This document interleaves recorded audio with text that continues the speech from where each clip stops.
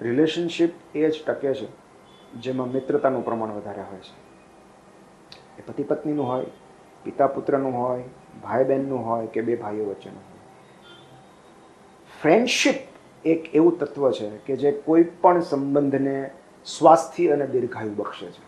કારણ કે ફ્રેન્ડશિપ એક જ એવો સંબંધ છે કે જે માત્ર શેરિંગ અને સપોર્ટના આધારે ટકેલો હોય છે, કે જેમાં કશું જ મેળવવાની અપેક્ષા નથી હોતી, જેમાં શેર કરવું છે, સપોર્ટ કરવો છે.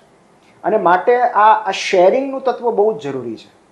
જે રિલેશનશિપમાં ધીમે ધીમે ફ્રેન્ડશિપનું તત્વ ઓગળતું જાય છે ને, એ જ રિલેશનશિપ ઓક્સિજન મોડમાં કે વેન્ટિલેટર પર આવી જાય છે. કારણ કે ઇફ યુ સી મી, જો તને મારામાં એક મિત્ર દેખાતો હશે તો તને મારા પ્રત્યે ક્યારેય ઇન્સિક્યોરિટી નહીં આવે. ઇન્સિક્યોરિટી ત્યારે જ આવે જ્યારે તમે, કારણ કે મિત્રતામાં છે ને માલિકી ભાવ નથી હોતો.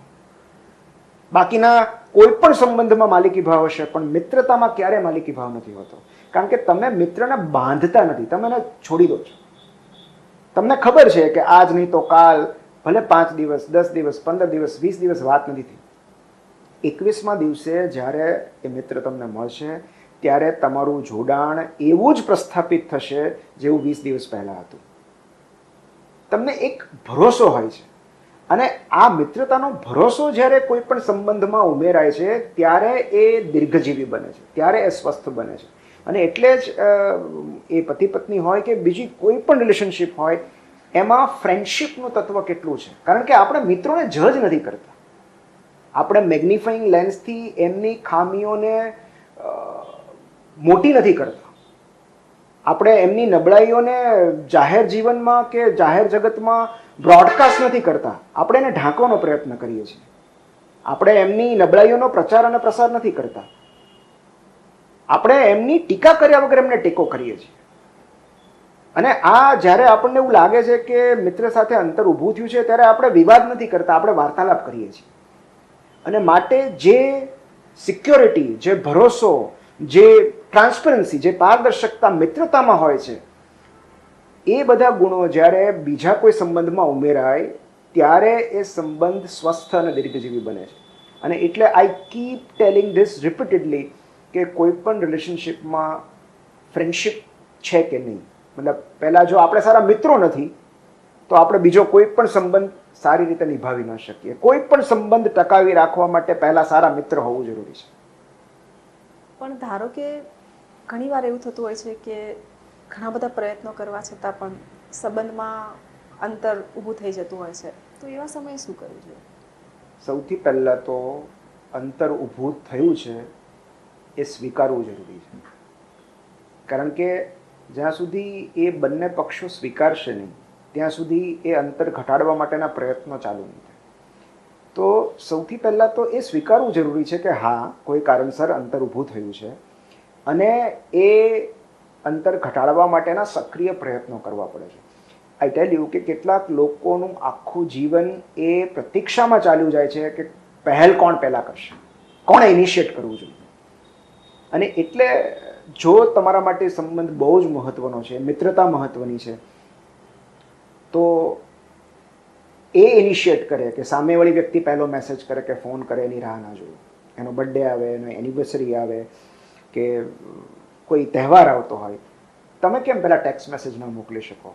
અને હું તો હમણાં જ મેં આના ઉપર મેં વિડીયો પણ બનાવ્યો છે કે મારા સિનિયર સાથે કેટલા વર્ષોથી અમારે વાત નહોતી થઈ, અને એમનો જન્મદિવસ હતો, મેં મેસેજ કર્યો અને તરત એમનો રિપ્લાય આવ્યો કે કોઈ કારણસર આપણી વચ્ચે અંતર ઊભું થયું છે, ઘણા વર્ષોથી આપણી વાત નથી થઈ, પણ એમણે એક જવાબદારી લીધી કે મને એવું લાગે છે કે આપણા વચ્ચે જે અંતર ઊભું થયું છે એની માટે હું જવાબદાર હોઉં એવું મને લાગે છે. અને મેં તરત એમને ફોન કર્યો કે જો આપણા વચ્ચે અંતર ઊભું થયું છે તો એને માટે હું પણ એટલો જ જવાબદાર હોઈશ. તો જ્યારે અંતર ઊભું થાય છે ત્યારે અંતર ઊભું થયાની જવાબદારી બંને સરખે ભાગે વહેંચી લેવી પડે છે. એક બહુ સરસ વાક્ય છે કે નદીને દોષ આપતા રહેવાથી સેતુ નથી બંધાતો. You can't build the bridges by blaming the river. તો એ દોષારોપણમાંથી બહાર આવીને જ્યારે તમે અંતર ઊભું થયું છે એવી જવાબદારી સ્વીકારો છો ત્યારે તમે અંતર ઘટાડી શકો છો. એ જવાબદારી બંને સરખે ભાગે વહેંચી લેવી પડે છે કે હા, કોઈ કારણસર નથી વાત થઈ, પણ હવે શું, એને આપણે કઈ રીતે ઘટાડી શકીએ. તો પહેલ કોણ કરશે? એ પ્રતીક્ષામાં ક્યારેક આખા જીવન અબોલા રહેતા હોય છે.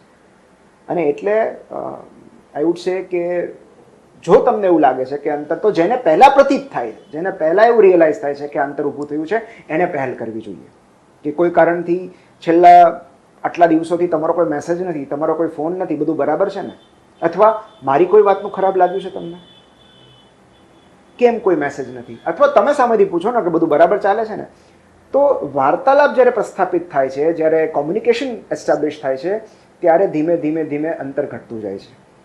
તો હું તો એવું જ કહીશ કે ડોન્ટ વેઇટ કે સામેવાળો ઇનિશિએટ કરે. You initiate the conversation. તમે એને ફોન કરો, તમે એને મેસેજ કરો, અને તમારા ઇનિશિએટ કરવા છતાં પણ જો એમનો રિસ્પોન્સ ઠંડો છે, તો એકવાર બે વાર તમે પ્રયત્ન કરો એને મનાવવાની, અને પછી એમનો સામેથી કોઈ જવાબ નથી આવતો, then you leave it to the universe. તમે તમારા પ્રયત્નો કરી ચૂક્યા છો, તમે એ સંબંધને બચાવવાનો, ઉગારવાનો એક પ્રયત્ન કરી લીધો છે, અને છતાં જો એ સંબંધ સજીવન થઈ શકે એમ નથી, તો એને નિયતિનો ચુકાદો માનીને સ્વીકારી લેવો અને આગળ વધવું. કારણ કે જો એ તમારા ભાગ્યમાં હશે, અથવા જો એ સંબંધ તમારા હિતમાં હશે, તો આજે નહીં તો કાલે નહીં તો 5 વર્ષ પછી એ સંબંધ ધીરે ધીરે પ્રસ્થાપિત થશે જ. પણ ક્યારેક એવું થતું હોય છે કે આપણા કરતાં એનું વિઝન વધારે સારું હોય છે, વધારે સ્પષ્ટ હોય છે. એટલે આપણા માટે કયા લોકો સારા છે, અથવા તો કયા આપણા માટે હિતેચ્છુ છે, એની સમજણ આપણા કરતાં એને વધારે હોય છે. તો આપણા જે હિતેચ્છુઓ હોય છે, જે લોકો આપણા માટે આપણા હિતમાં નિર્ણયો લેતા હોય છે, અથવા આપણા હિતમાં વાત કરતા હોય છે, કારણ કે બધી વાતો આપણને સંભળાતી નથી. કોઈ આપણા વિશે શું બોલે છે, અને બધું આપણે સાંભળી નથી શકતા. તો કેટલીક એવી વાતો હોય છે જે આપણને નથી સંભળાતી, એને સંભળાતી હોય છે.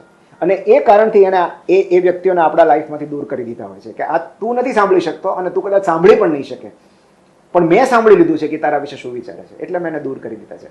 તો બિલકુલ એવો આગ્રહ ન રાખો, એવો મોહ ન રાખો કે આ રિલેશનશિપને મારે ગમે એમ કરીને સજીવન કરવી છે. તમે તમારો એક બહુ વિનમ્ર પ્રયત્ન કરી જુઓ. જો એ સજીવન થવાની હશે તો સામેથી પણ, કારણ કે તમે ગમે એટલા પ્રયત્નો કરી લો કોઈ એક સંબંધને બચાવવાના, તમારા પ્રયત્નો હંમેશા 50% જ રહેવાના છે. એ ક્યારે 100% નહીં થઈ શકે. 100% ત્યારે થશે જ્યારે સામેથી પણ પ્રયત્નો આવશે. તો તમે પહેલ કરી શકો, તમે ઇનિશિએટ કરી શકો. પણ જો સામેથી બિલકુલ ઠંડો રિસ્પોન્સ છે, તો દેન ફાઇન, બી વિથ ઇટ. મતલબ એને છોડી દો ત્યાં ને ત્યાં, અને તમે આગળ વધો.